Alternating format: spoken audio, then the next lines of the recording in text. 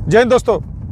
अपूर्णीय क्षति माननीय सीडीएस जनरल विपिन रावत साहब, साथ में 11 बहादुर जवान, उनकी धर्मपत्नी, सब जो है पंचतंत्र में विलीन हो चुके हैं और देश को एक ऐसा झटका देके गए हैं कि इससे उभरना बड़ा मुश्किल है इस दुख की घड़ी में। ऐसा इसलिए भी है दोस्तों क्योंकि वो हमारे पहले सीडीएस थे और उनके आगे एक बहुत चुनौती बड़ा जो है कार्य वो कर रहे थे। अब क्या सीडीएस साहब के वीर गति को प्राप्त होने के बाद, शहीद होने के बाद, पंचतंत्र में विलीन होने के बाद अब आगे का रोड मैप क्या है, उसका हमारी भर्तियों पे क्या असर होने वाला है। दोस्तों मैं आपको बड़ा क्लियरली एक चीज़ बताता चलता हूँ कि जो ये भर्ती के भी जो भी रिफॉर्म्स हो रहे हैं, जिस वजह से भी भर्तियाँ रुकी हुई हैं, ये एक ट्राई सर्विस का इशू है, यानी कि आर्मी, नेवी, एयरफोर्स तीनों इससे प्रभावित हैं।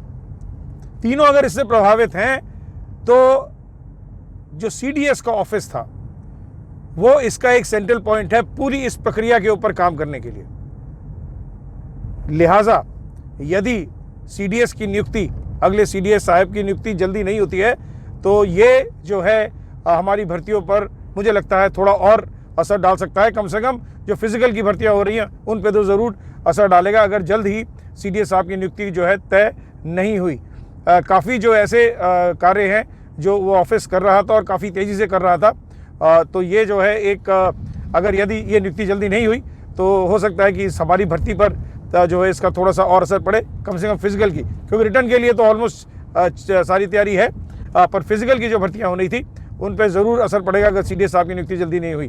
मैं उम्मीद करता हूँ सरकार से कि जल्दी ही ये नियुक्ति हो ताकि जो भर्ती प्रक्रिया सामान्य रूप से और सुचारू रूप से चल सके। ये हो गई पहली चीज़। साथ साथ मैं भी बताता चलता हूँ कि ये प्रक्रिया जब हो जाएंगी तो ऑफिसर लेवल पे भी कुछ रिफॉर्म्स की तैयारी रहेगी, पर उसमें अभी थोड़ा सा समय जो है शेष रहेगा। तो सीडीएस साहब के चले जाने के बाद मुझे लगता है कि अब ये जो है हमारे भर्ती पर इस तरीके से जो है असर डालेंगे। खैर मैं आपको फिर भी यही कहूँगा कि जो बच्चे 17, 18, 19, साढ़े 19 साल तक के बच्चे हैं, आप लोगों को तो चिंता करने की ज़रूरत कतई है नहीं, बिकॉज आप लोगों को तो भर्तियाँ खुली जाएंगी और आपको चांस मिल ही जाएगा। थोड़ा सा कंसर्न जो है मुझे भी है और वो सभी बच्चे जो 20 साल के ऊपर हैं, ओवरेज होते जा रहे हैं, उनका ज़रूर एक कंसर्न जो है और आपकी भावनाओं से मैं बिल्कुल सहमत भी हूँ, परिचित भी हूँ और आपके साथ मेरी सहानुभूति भी है और कोशिश भी है कि ये जो है जल्दी से जल्दी हमारी प्रक्रिया स्टार्ट हो जाए। जहाँ तक लिखित परीक्षा का सवाल है, फिलहाल लिखित परीक्षा के हिसाब से तो यही था कि ये जनवरी में ही होगी और अपनी तैयारी आप उसी हिसाब से रखिए और आने वाले समय में जो है हमें ज़रूर पता लगेगा इस प्रक्रिया के बारे में। बहरहाल ये एक ऐसा पॉइंट था सीडीएस साहब की जो है पंचतंत्र में विलीन होने के बाद कि हम किस तरीके से अभी आगे इस प्रक्रिया को देख सकते हैं। उम्मीद है कि कुछ डाउट्स आपके क्लियर हो गए होंगे और यदि आप कुछ और भी जानना चाहते हैं तो उसे कमेंट सेक्शन में डाल सकते हैं और जो है मैं उसका जवाब दूंगा। लेकिन कमेंट सेक्शन में रिटन एग्ज़ाम कब होगा, भर्ती कब होगी, बिना मेरा वीडियो देखे आप लोग कमेंट सेक्शन में डाल देते हैं, उसका जवाब तो मेरे वीडियो में ही है दोस्तों। मैं भी उतने ही बेसब्री से इंतज़ार कर रहा हूँ इन चीज़ों का जितना कि आप।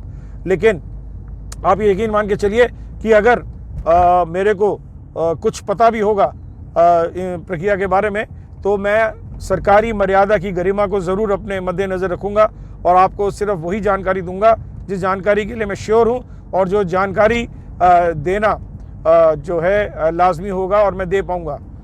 इसके अलावा जो है आधी अधूरी जानकारी जो आधिकारिक तौर पे जिसकी पुष्टि नहीं हुई है वो जानकारी या सरकारी प्रक्रिया के बाहर हटके मैं वो चीज़ें आपको नहीं बता पाऊँगा। यदि वो चीज़ आधिकारिक तौर से आपके पास आनी है तो आधिकारिक तौर की हम वेट करेंगे, उसको मैं आपको जो है नहीं बताऊँगा। मैं इस संस्था में रह के आया हूँ, ये संस्था से आर्मी से गद्दारी की श्रेणी में आएगा जो कि मैं जीवन में कभी नहीं करूँगा। Thank you very much. जय हिंद।